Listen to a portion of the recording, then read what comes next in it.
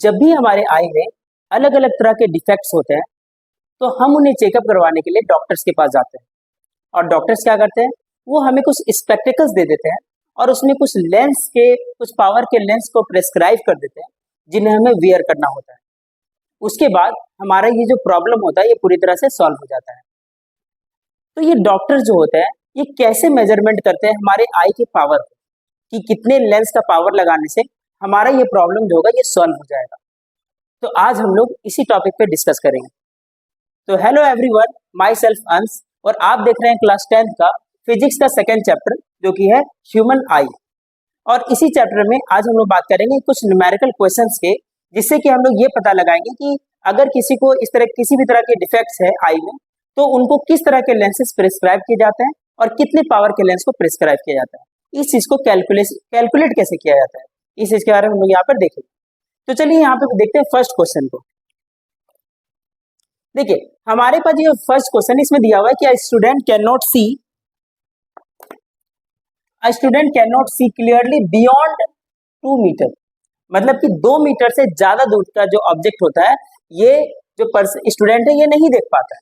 ठीक है, which lens is needed for correction, कौन सा लेंस को यूज किया जाए इसको करेक्ट करने के लिए, और विच पावर, और कितने पावर का लेंस यहाँ पर जरूरी होगा ताकि उसका जो डिफेक्ट है ये खत्म हो जाए। क्लियर? तो इस क्वेश्चन को सॉल्व करने से पहले मैं प्रीवियस जो टॉपिक्स थे इनके कुछ पॉइंट को डिस्कस करने वाला हूँ और उसी को मैं यहाँ पर यूज करूँगा। अच्छा, एक नॉर्मल ह्यूमन बीइंग के लिए, एक नॉर्मल ह्यूमन जो होता है, नॉर्मल आई के लिए जो आपका नियर पॉइंट जो होता है, नियर पॉइंट ये कितना होता है, ये होता है 25 सेंटीमीटर, 25 सेंटीमीटर। और वहीं पर अगर हम लोग फार पॉइंट की बात करें, फार पॉइंट ये कितना होता है, ये होता है इन्फिनिटी। क्लियर? नियर पॉइंट एक नॉर्मल आई के लिए नियर पॉइंट होता है 25 सेंटीमीटर और फार पॉइंट कितना होता है, इन्फिनिटी होता है। लेकिन अगर हमको डिफेक्ट हो गया है तो मुझे यहाँ पर मतलब इस स्टूडेंट को यहाँ पर 2 मीटर से ज्यादा दूर का जो ऑब्जेक्ट है वो दिखता नहीं है। तो हम लोग क्या करें कि उनको उससे ज्यादा दूर का भी ऑब्जेक्ट दिखने लगे, मतलब इन्फिनिटी पे रखा हुआ भी ऑब्जेक्ट दिखने लगे। तो चलिए इस पॉइंट को हम लोग यहाँ पे डिस्कस करते हैं। तो देखिए यहाँ पे सबसे पहले हम लोग यहाँ पे एक आई डायग्राम यहाँ पे ड्रॉ कर लेते हैं और उससे हम लोग यहाँ पर समझते हैं कि ये मामला क्या है। देखो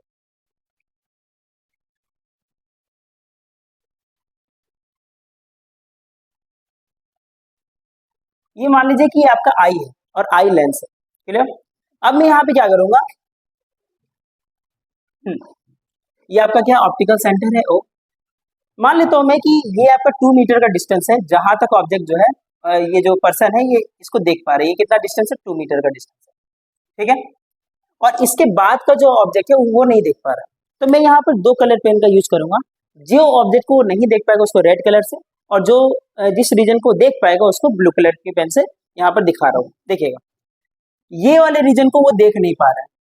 क्लियर? इस वाले रीजन को वो नहीं देख पा रहा है, लेकिन वो इस वाले रीजन को बहुत ही अच्छे से देख पा रहा है, इसके अंदर वाले रीजन को देख पा रहा है। अब देखो ऐसा तो नहीं है कि वो बहुत नजदीक तक भी उसको देख पाएगा, उसका भी कुछ ना कुछ लिमिट होगा।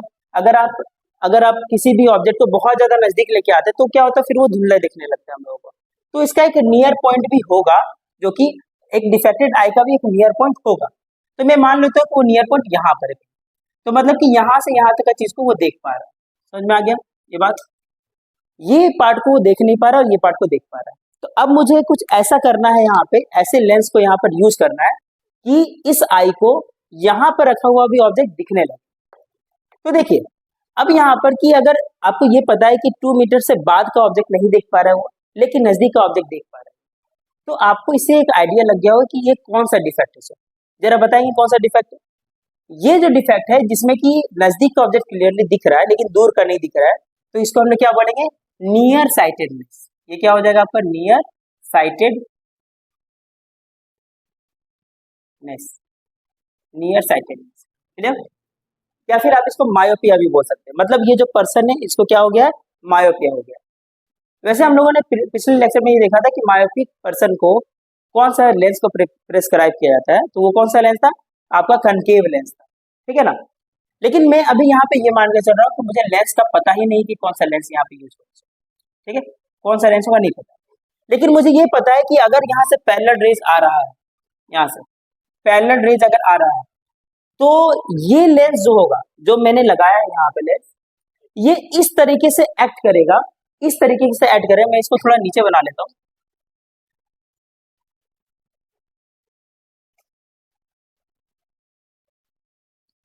हाँ, ये इस तरीके से डाइवर्स करेगा लाइट को, कि हमारा जो लेंस है, ये जो हमारा लेंस है, इसको लगेगा कि ये वाला रे जो है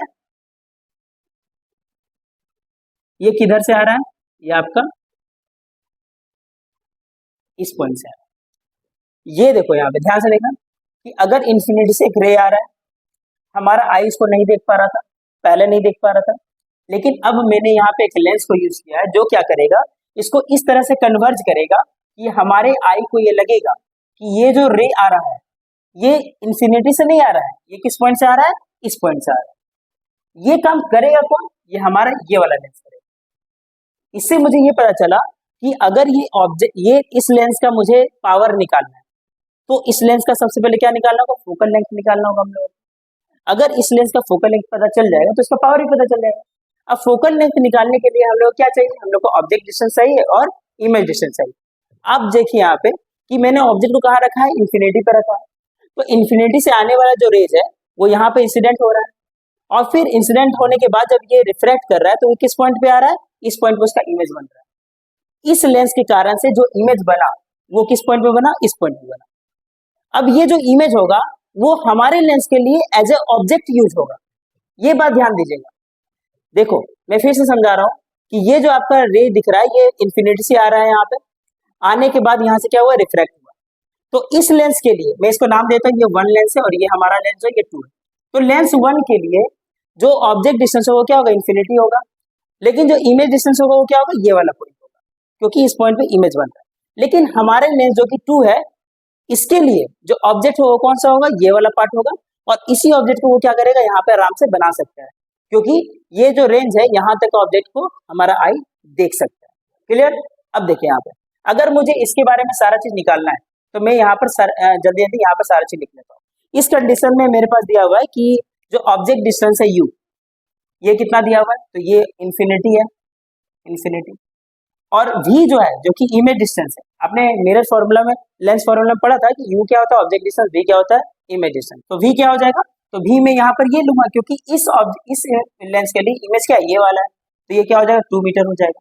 ठीक है, लेकिन आप देखिए यहाँ पे कि ये सारा डिस्टेंस जो ये लेफ्ट साइड है, जिधर रे जा रहा है उसके अपोजिट साइड है, ठीक है ना, तो हम लोग इसको क्या लेंगे, नेगेटिव लेंगे, ये भी माइनस ये भी माइनस। क्लियर। अब मुझे निकालना क्या है, एफ निकालना है यहाँ पे। चलो मैं अब निकाल लेता हूँ। तो आपको पता है लेंस फॉर्मूला क्या होता है, 1/f इज इक्वल टू क्या होता है, 1/v plus sorry minus 1/v। ठीक है, अब देखो 1/v, v का वैल्यू कितना दिया हुआ, -2 मीटर, माइनस यहाँ पे देखो ये कितना हो जाएगा 1 माइनस इंफिनिटी। देखो इसका वैल्यू तो आ गया -1/2 मीटर। ठीक है, ये माइनस माइनस प्लस हो गया, प्लस 1/इंफिनिटी। देखो 1/इंफिनिटी का जो वैल्यू होता है ये हमेशा क्या होता है, 1/इंफिनिटी का वैल्यू ये 0 होता है। इन्फिनिटी से किसी भी नंबर को डिवाइड करेंगे तो उसका वैल्यू क्या होगा, 0 ही होगा। अगर यहाँ 1 की जगह 5 भी रहेगा तो भी इसका वैल्यू 0, 1 की जगह 10 भी रहेगा तो भी इसका वैल्यू 0। ओके, तो यहाँ पर ये क्या हो गया, पूरा 0 हो गया, तो मेरे पास बचा क्या, -1/2 मीटर, और ये किसका वैल्यू 1/f का।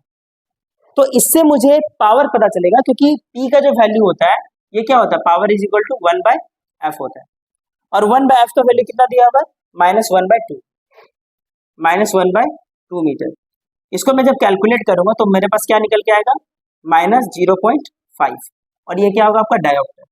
तो अगर आपको यहाँ पर एक चीज दिख रहा है कि जो हमारा पावर है ये क्या है, नेगेटिव आया, और नेगेटिव पावर किसका होता है, नेगेटिव पावर होता है कनकेव लेंस का। मतलब कि यहाँ पर जो यूज होने वाला है, कौन सा लेंस यूज होने वाला है, ये आपका कनकेव लेंस यूज होने वाला है। ठीक है, ये आपका कनकेव लेंस यूज होने वाला है, जो कि इसको डाइवर्स करेगा और हमारा जो दूर का इमेज है वो भी हम लोग को दिखाने लगेगा। आपको ये बात समझ में आ गया। अब जैसे जैसे हम लोग यहाँ पर नजदीक आते जाएंगे वैसे इसी रेंज में ये कहीं ना कहीं अपनी इमेज प्रोड्यूस करेगा ये वाला, और हमारे आई को वो ऑब्जेक्ट दिखेगा जो कि इसके इधर भी होगा। तो ये था आपका फर्स्ट क्वेश्चन जो कि मायोपिक पर्सन के लिए था, जिसको मायोपिया हो गया था तो उसके लिए था, उसके लिए था। अब लोग तो चलिए अब हम लोग यहाँ पे बात करेंगे दूसरे क्वेश्चन की। इस क्वेश्चन में ये बोला जा रहा है कि हाइपरमेट्रोपिक आई, यहाँ पे पहले ही बता दिया है कि ये कौन सा डिफेक्ट है, हाइपरमेट्रोपिक डिफेक्ट है। Okay, can see object clearly only beyond 75 centimetre, मतलब कि यहाँ पर जो पर्सन है उसको 75 सेंटीमीटर के बियॉन्ड का सारा चीज क्या होता है, दिखता है। 75 सेंटीमीटर के बियॉन्ड का सारा चीज क्या होता है, दिखता है। Okay, find the power of the correcting lens so that the person can see object at 25 centimetre, मतलब कि 75 सेंटीमीटर के बाद का ऑब्जेक्ट तो दिखता है, लेकिन उससे पहले का ऑब्जेक्ट नहीं दिखता है। मतलब कि क्या हुआ, नजदीक का ऑब्जेक्ट दिख रहा है, दूर का ऑब्जेक्ट नजदीक का ऑब्जेक्ट नहीं दिख रहा है, दूर का ऑब्जेक्ट दिख रहा है, तो क्या हो गया, हाइपरमेट्रोपिया। ठीक है ना। हम लोग फटाफट इसमें डायग्राम बनाते हैं, इसको यहाँ पर मतलब कि सॉल्व करते हैं। चलिए अब देखिए यहाँ पे कि मैं यहाँ पे आई लेंस बना दिया, और ये जो डिस्टेंस है आपका, ये कितना दिया हुआ है, ये दिया 75 सेंटीमीटर। ये जो डिस्टेंस ये कितना दिया हुआ है, ये आपका 75 सेंटीमीटर।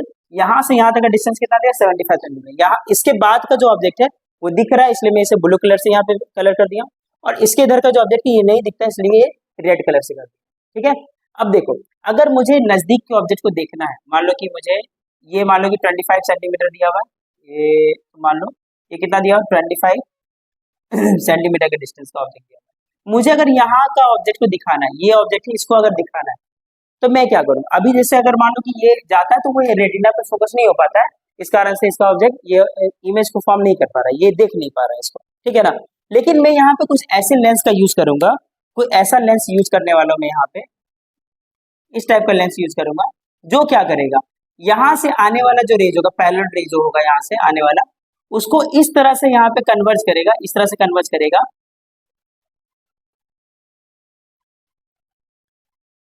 इस तरह से वो कन्वर्ज करेगा लाइट को। ठीक है, जो कि वो लगेगा कि वो किस पॉइंट से आ रहा है, यहाँ पे किसी पॉइंट से आ रहा है, उसका इमेज यहाँ पे बनेगा।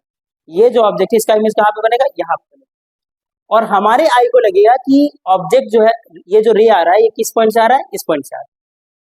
ठीक है, और इस पॉइंट पर बना हुआ जो इमेज है वो तो हम लोग के आई को आराम से दिख ही जाता है। ठीक है ना। तो यहाँ पे यही चीज, यहाँ यही कॉन्सेप्ट यूज होगा। तो देखो, हमारा ये जो लेंस है जो कि हम यूज कर रहे हैं, उसके लिए ऑब्जेक्ट डिस्टेंस क्या हो गया, 25, इमेज डिस्टेंस क्या हुआ, ये वाला पॉइंट। ऑब्जेक्ट डिस्टेंस 25 और इमेज डिस्टेंस ये। तो मैं फटाफट यहाँ पे लिखता हूँ, देखिए u का वैल्यू यहाँ पे क्या हो जाएगा, 25 सेंटीमीटर, और v का वैल्यू यहाँ पे क्या हो जाएगा, 75 सेंटीमीटर, और दोनों लेफ्ट साइड है, इस कारण से दोनों क्या होगा, नेगेटिव होगा। अब मैं यहाँ पे f कैलकुलेट करूँ, तो आपको पता है कि 1/f इज इक्वल टू क्या होता है, 1/v माइनस 1/e। ठीक है, तो देखो यहाँ पे पुट करता हूँ मैं 1/-75 माइनस 1/-25। ठीक है, मैं इसको सॉल्व कर लेता हूँ।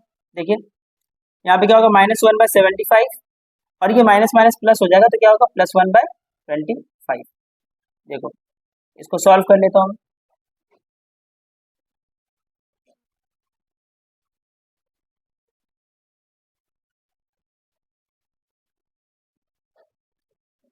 2/75। ठीक है, अब देखो f का जो वैल्यू है यहाँ पे, 1/f का वैल्यू 2/75 है, इस कारण से f का वैल्यू क्या निकल गया है, मैं यहाँ पे बना दे रहा हूँ, f इक्वल टू 75/2 सेंटीमीटर।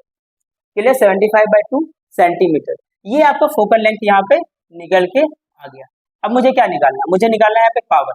तो पावर p इक्वल टू क्या होता है, p इक्वल टू होता है 1/f।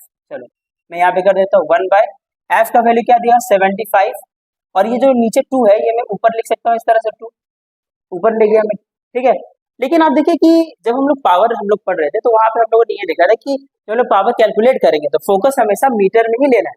तो सबसे पहले तो मुझे इस पार्ट को मीटर में कन्वर्ट करना होगा, उसके लिए मैं यहाँ पे क्या करूंगा, 100 से मल्टीप्लाई करूंगा, तो क्या होगा, ये मीटर में कन्वर्ट हो जाएगा। ओके, तो देखो यहाँ पे ये 75 से ये कितने बार में हो जा रहा है, 3 बार में 25 से, ये 4 बार में, तो ये कितना आ गया, 8/3 डायोप्टर। मैं इसे पॉइंट में भी कन्वर्ट कर सकता हूँ, तो क्या हो जाएगा यहाँ पे देखिए 2 पॉइंट कितना हो जाएगा, 2.66 डायोप्टर। ये जो आपका पावर है, ये देखिए पॉजिटिव आया, पॉजिटिव आया, इसका मतलब यहाँ पे कौन सा लेंस यूज होगा, ये यहाँ पे कॉन्वेक्स लेंस यूज होगा। यहाँ पे कौन सा लेंस यूज होने वाला है, ये कौन सा लेंस है, कन्वेक्स लेंस। और कन्वेक्स लेंस क्या करेगा, लाइट को कन्वर्ज कर देगा, कन्वर्ज करके हमारा इमेज वहां पर दिखाएगा। ठीक है, तो अभी आप लोगों ने यहाँ पर दो दो अलग अलग सिनेरियो देखे, एक था आपका मायोपिया का और एक क्या था आपका हाइपरमेट्रोपिया का। इन दोनों से क्या कंक्लूजन निकलता है ये मैं बता देता हूँ, ताकि आप और भी बहुत सारे न्यूमेरिकल्स इसे आप सॉल्व कर सकें। ठीक है, देखिए तो देखिए मैं यहाँ पे ये बोल रहा हूँ कि अगर मैं मायोपिया का बात करता हूँ, मायोपिया का, तो मायोपिया जब भी होगा तो यहाँ पर आपको u को हमेशा क्या लेना है, इन्फिनिटी लेना है, और v को क्या लेना है आपको, जो वहां पर फार पॉइंट दिया हुआ रहेगा वही क्या लेना है आपको, v का वैल्यू फार पॉइंट।